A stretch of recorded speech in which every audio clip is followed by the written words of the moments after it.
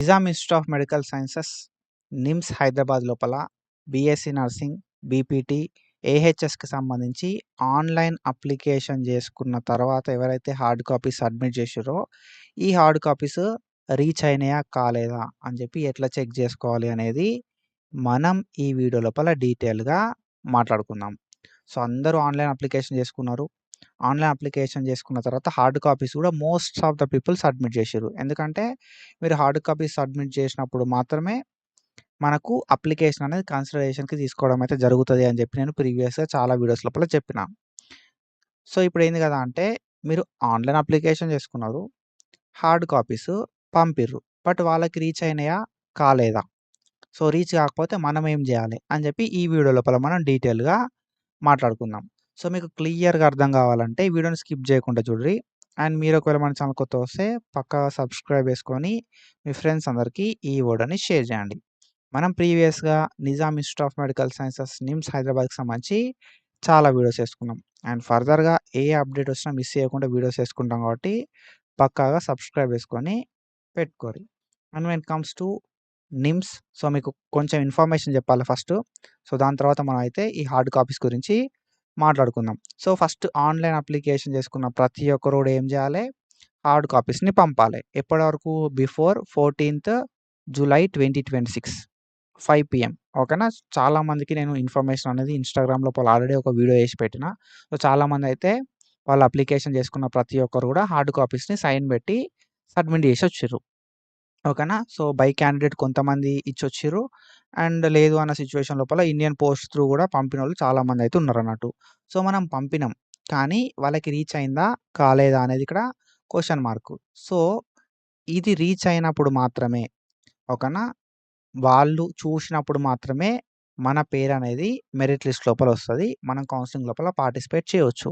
మనం పంపినాం గానీ వాళ్ళకి రీచ్ అయిందా? కాలేదా? అని చెప్పి మనం చెక్ చేసుకోవాల్సి ఉంటదన్నట్టు. ఓకేనా? సో, ఎట్లా చెక్ చేసుకోవాలి మరి అంటే నేను చెప్తా.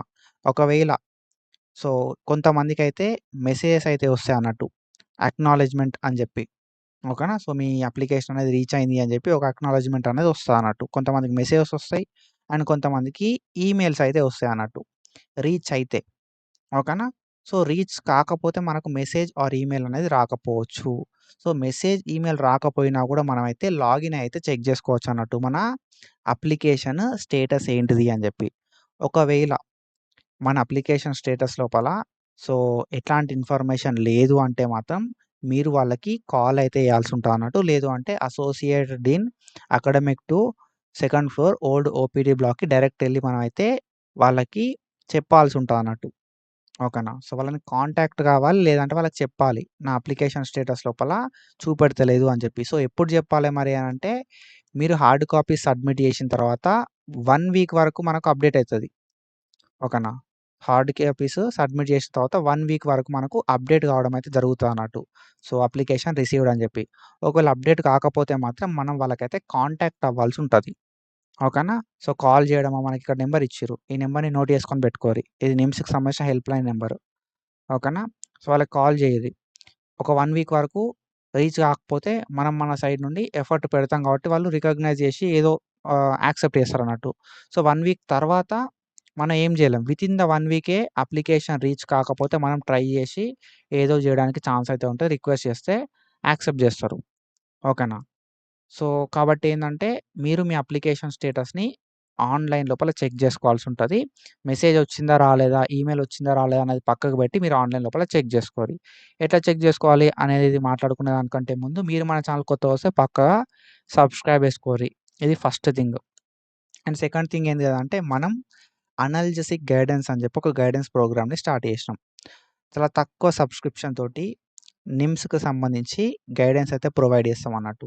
సో, మీరు ఏహెచ్ఎస్ కావాలనుకుంటే ఏహెచ్ఎస్ గైడెన్స్ అండ్ బీపీటీ కావాలనుకుంటే బీపీటీ గైడెన్స్ అయితే ఒకే ఒక సబ్స్క్రిప్షన్‌కి ప్రొవైడ్ చేస్తామన్నట్టు. సో, నిమ్స్‌తో పాటుగా కేఎన్ఆర్ యూహెచ్ఎస్‌కి సంబంధించిన గైడెన్స్ కూడా ప్రొవైడ్ చేయడం అయితే జరుగుతదన్నట్టు. అండ్ దాంతో పాటుగా మనం నిమ్స్ అండ్ కేఎన్ఆర్ యూహెచ్ఎస్ లోపల నర్సింగ్‌కి సంబంధించిన గైడెన్స్ కూడా ప్రొవైడ్ చేస్తాం.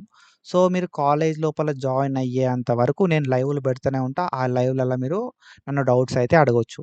ఓకేనా? ఎవ్రీ వీక్ ప్రతి వారం ఓకేనా? సో, వీక్లీ వన్స్ మనకొక లైవ్ అయితే ఉంటది. ఓకేనా? నర్సింగ్ వాళ్ళకి సపరేట్ లైవ్ ఉంటుంది, ఏహెచ్ఎస్ వాళ్ళకి సపరేట్ లైవ్ ఉంటుంది, ఓకేనా. అండ్ ఫార్మసీ వాళ్ళకి సపరేట్ లైవ్ ఉంటుంది, జిఎన్ఎం డిప్లొమా కోర్సెస్ వాళ్ళకి సపరేట్ లైవ్ ఉంటుంది, ఓకేనా.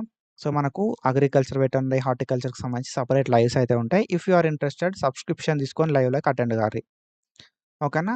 So when comes to application status, సింపుల్గా ఏం లేదు, అఫీషియల్ వెబ్సైట్కి వచ్చేసేది.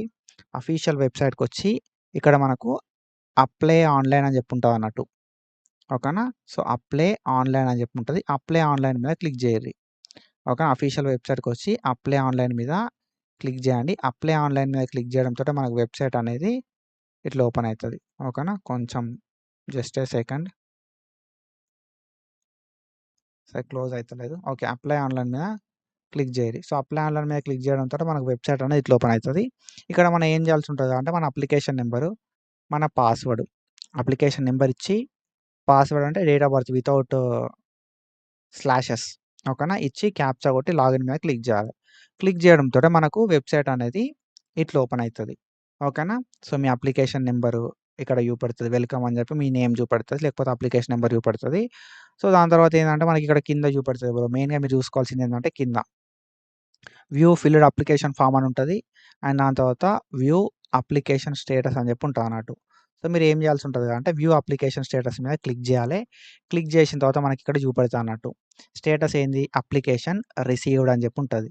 సో అప్లికేషన్ రిసీవ్డ్ అని చెప్పి వచ్చిందా రాలేదా చెక్ చేసుకోరి. అప్లికేషన్ రిసీవ్డ్ అంటే మీ హార్డ్ కాపీ అనేది వాళ్ళకు రీచ్ అయినట్టు, రిమార్క్స్ లోపల ఉంటుంది అన్నట్టు, లేకపోతే రిమార్క్స్ లోపల మీకు చూపెట్టడానికి ఛాన్స్ అయితే ఉంటుంది అన్నట్టు రీచ్ కాలే అని చెప్పి, ఓకేనా. సో అప్లికేషన్ రిసీవ్డ్ అని చెప్పి ఉంటుంది. ఒకవేళ మీరు హార్డ్ కాపీ సబ్మిట్ చేసిన తర్వాత 1 వీక్ వరకు ఈ అప్లికేషన్ రిసీవ్డ్ అనే స్టేటస్ చూడకపోతే మీరు ఒకసారి Nizam institute of medical sciences NIMS వాళ్ళకి కాల్ చేసి, సార్ ఇట్లా నేను అప్లికేషన్కి సంబంధించిన హార్డ్ కాపీ అనేది సబ్మిట్ చేసి 1 వీక్ అవుతుంది, ఈవెన్ దో వెబ్సైట్ లోపల అప్డేట్ కాలేదు అని చెప్పి చెప్పండి. సో దట్ వాళ్ళు మీకు రెస్పాన్స్ అనేది ఇస్తారు. మాకు అది అసలు మీరు ఎట్లా పంపిర్రు, ఓకేనా, పోస్ట్ త్రూ పంపిర్రా, స్పీడ్ పోస్టా, ఏ పోస్టు, ఎప్పుడు పంపిర్రు, ఓకేనా. సో నేమ్ ఏమని ఉంటుంది, అది ఇది అని చెప్పి అన్ని డీటెయిల్స్ అడుగుతారు. దానికి సంబంధించిన డీటెయిల్స్ మనం చెప్తే సార్ట్ అవుట్ చేస్తారు. మోస్ట్లీ అందరికీ ఏంటంటే అప్లికేషన్ రిసీవ్డ్ అనేది చూపెడుతుంది.